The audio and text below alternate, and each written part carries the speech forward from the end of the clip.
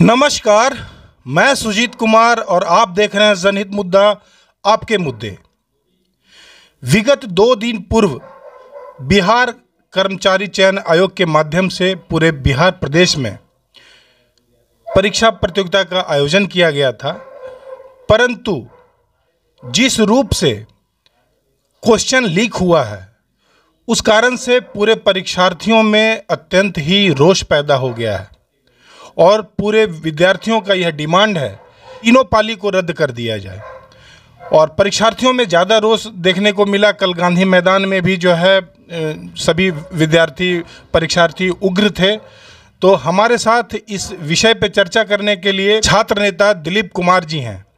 Sir, जिस प्रकार से बराबर जो है बिहार में क्वेश्चन लीक हो रहा है और विद्यार्थियों में ज़्यादा असंतोष की भावना पैदा हो रही है, तो सर इस स्थिति को आप किस रूप में देखें? देखिए, बहुत ही दुर्भाग्यपूर्ण स्थिति है कि लगातार सभी परीक्षाओं का पेपर लीक हो जा रहा है, धांधली सेटिंग हो रही है, युवाओं के साथ इस तरह लगातार अत्याचार अन्याय हो रहा है और सरकार के द्वारा सख्त कानूनी कार्रवाई नहीं की जा रही, लीपापोती मामले की कर दी जाती है।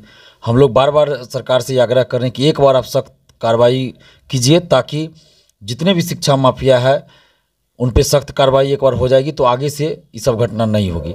और अभी सचिवालय सहायक आप देख रहे हैं कि तीनों शिफ्ट का जो क्वेश्चन है वो वायरल हो चुका है और एक शिफ्ट का अभी सिर्फ कैंसिल किया गया, जबकि तीनों शिफ्ट का कैंसिल होना चाहिए, यानी कि पूरी परीक्षा ही कैंसिल होनी चाहिए। और हम लोगों की मांग शुरू से यही है कि अब तीनों शिफ्ट की परीक्षा यानी पूरी परीक्षा को रद्द कीजिए।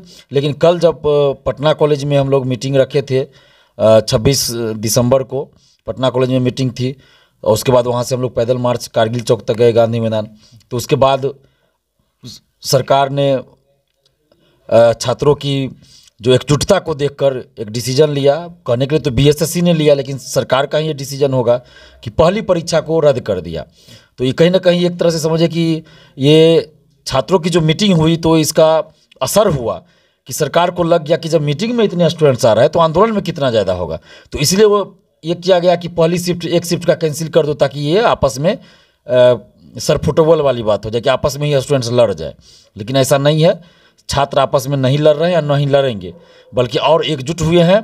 और जो मांग है कि पूरी परीक्षा कैंसिल होनी, यानी तीनों शिफ्ट की परीक्षा कैंसिल हो। और न्यूज़ 18 पे भी चल रहा है कि 24 तारीख का जो फर्स्ट शिफ्ट का एग्ज़ाम हुआ उसका 9:10 पे क्वेश्चन, जैसा कि न्यूज़ 18 पे दिखाया जा रहा है कि वो बाहर आ चुका था, तो एग्ज़ाम से पहले हो गया 50 मिनट। तो न्यूज़ 18 जब चला रहा है तो फिर सरकार को इस पर संज्ञान लेना चाहिए, बीएसएससी को संज्ञान लेना चाहिए और पूरी परीक्षा को रद्द कर देना चाहिए और दोबारा परीक्षा आयोजित होनी चाहिए। और उसमें ओएमआर शीट की कार्बन कॉपी मिले, क्वेश्चन बुकलेट मिले, आंसर की जारी हो और जब रिजल्ट प्रकाशित हो तो कट ऑफ के साथ सभी का मार्क्स बताया जाए। ये हम लोगों की मांग है और इसी को लेकर हम लोग 29 दिसंबर को ट्विटर पे आंदोलन कर रहे हैं। और उसके बाद भी अगर सरकार ने बात नहीं मानी, छात्रों के साथ न्याय नहीं हुआ, तो फिर 4 जनवरी को हम लोग सड़क पे उतरेंगे। नहीं, जिस प्रकार से जो एक गैंग सॉल्वर गैंग है, एक संगठित गिरोह, वो कहीं ना कहीं नहीं लग रहा है कि पूरे सरकार की सिस्टम पे हावी है। जिस प्रकार से कंटिन्यू जो है ये बीपीएससी का एग्ज़ाम लीक होना या अन्य बहुत सारे एग्ज़ाम को जो है अलग तरीके से वो एक गिरोह के माध्यम से उसको किया जा रहा है। सरकार का दावा है कि हम बराबर जैमर लगा रहे हैं, ये कर रहे हैं, वो कर रहे हैं, परंतु कहीं ना कहीं पूरा सिस्टम ध्वस्त नज़र आ रहा है। और कहीं ना कहीं इसका खामी जो है हमारे जितने भी प्रतियोगी छात्र हैं उनको भुगतना पड़ रहा है। तो इसको आप सर किस रूप में देखें? देखिए, बिल्कुल ये तो जो स्टूडेंट्स है, प्रतियोगी जो विद्यार्थी है, उनको तो भुगतना पड़ ही रहा है। इतनी दूर सेंटर दिया गया, जूता पहन के नहीं जाना है, ठंड में सड़क पे रात बिताना पड़ा और उसके बाद जब एग्ज़ाम दे के निकलते हैं तो पता चला कि पेपर लीक है।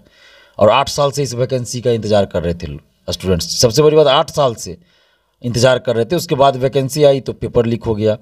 ऊपर से अंदर से धांधली सेटिंग तो और अलग चीज़ है, वो भी होती है। तो सरकार को इस पर एक्शन लेना पड़ेगा और सारे भर्ती आयोगों को पारदर्शी बनाना पड़ेगा, निष्पक्षता के साथ परीक्षा हो, बहाली पूरी हो, इस पर सरकार को एक्शन लेना पड़ेगा।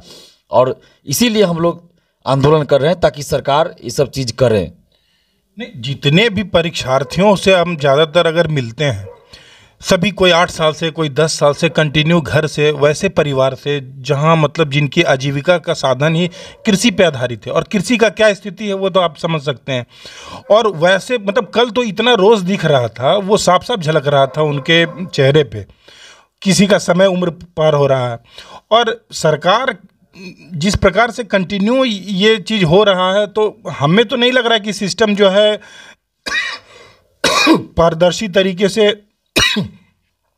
अपने जो है स्थिति को सही कर पा रही है।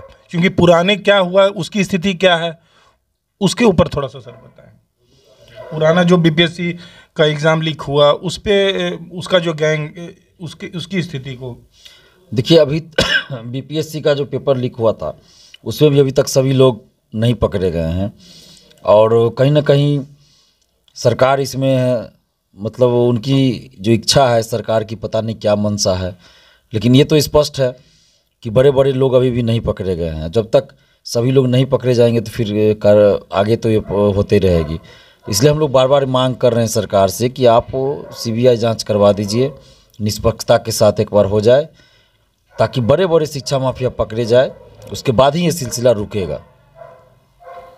धन्यवाद सर जी, बहुत बहुत धन्यवाद। मैं अपने चैनल के माध्यम से कहना चाहूँगा, मैं वैसे ही नेता को मैं सच्चा नेता मानता हूँ जो वैसे असहाय छात्र जो कंटिन्यू 8 साल 10 साल से लड़ रहे हैं, और ऐसे छात्रों की आवाज़ बनकर अगर यह एक नेता के तौर पे उभरे हैं, और मैं तो इन्हें हृदय से धन्यवाद दूंगा कि ऐसे बच्चों के लिए आप आवाज़ उठा रहे हैं।